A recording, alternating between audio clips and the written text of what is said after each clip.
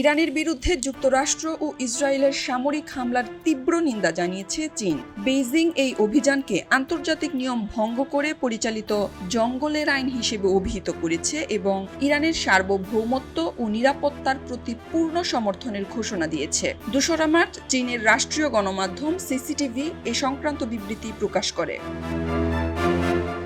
চীনের পররাষ্ট্রমন্ত্রী Wang Yi ইরানের পররাষ্ট্রমন্ত্রী আব্বাস আরাগচির সঙ্গে এক গুরুত্বপূর্ণ টেলিফোন আলাপে বেইজিংয়ের অবস্থান স্পষ্ট করেন। আলোচনায় বেইজিং দুই দেশের ঐতিহাসিক বন্ধুত্বের গুরুত্ব তুলে ধরেন।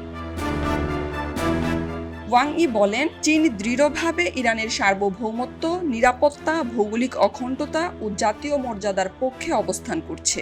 বৈধ অধিকার ও স্বার্থ রক্ষায় বেইজিং তেহরানের পাশে থাকবে। চীনা পররাষ্ট্রমন্ত্রী ওয়াশিংটন ও তেল আবিবকে অবিলম্বে সামরিক অভিযান বন্ধের আহ্বান জানান। ওয়াং ই সতর্ক করে বলেন, চলমান সংঘাত নিয়ন্ত্রণের বাইরে চলে গেলে পুরো মধ্যপ্রাচ্য একটি বৃহত্তর ও বিধ্বংসী যুদ্ধে জড়িয়ে পড়তে পারে।